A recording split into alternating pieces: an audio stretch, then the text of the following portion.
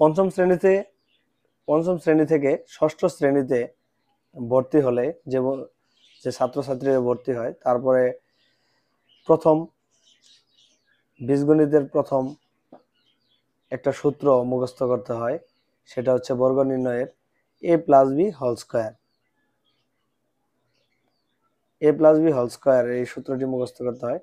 এই সূত্রটি হলো a প্লাস বি হোল স্কয়ারের a square plus 2ab plus b square. আমরা শুধু a প্লাস বি হোল স্কয়ারের সূত্রটাই মুখস্থ করি, a square plus 2ab plus b square, কিন্তু কখনো প্রশ্ন করি না যে এই সূত্রটা a প্লাস বি হোল স্কয়ারের সূত্র হচ্ছে a square plus 2ab plus b square. এখন আমরা যদি a square plus 2ab plus b স্কয়ারকে ভাঙি, আমরা এটাকে প্রমাণ করে দিব এই a square plus 2ab plus B স্কয়ারের অঙ্কটি করে প্রমাণ করে দিব a square plus a plus B whole square.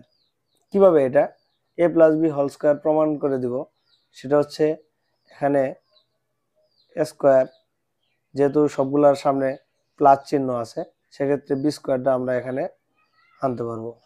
তারপর প্লাস 2ab। এখন বন্ধুরা খেয়াল করতে হবে, মান নির্ণয়ের একটা সূত্র আছে a স্কয়ার প্লাস বি স্কয়ারের সূত্র। a স্কয়ার প্লাস বি স্কয়ারের মান নির্ণয়ের সূত্রটা হচ্ছে a plus B whole square minus 2ab। তারপরে এটা হচ্ছে এই a স্কয়ার প্লাস বি স্কয়ারের মান নির্ণয়ের সূত্র বসালাম, তারপরে প্লাস 2ab, তারপর মাইনাস 2ab এবং প্লাস 2ab দিয়ে কেটে দিলাম, প্লাস মাইনাস করলে কেটে দেওয়া হয়। তারপর শুধু থাকলো a plus B whole square. তাহলে আমাদের a plus B whole square আর a plus B whole square কি হলো? প্রমাণিত। প্রমাণ করে দিলাম। আমরা a plus b a square plus 2ab plus b স্কয়ারকে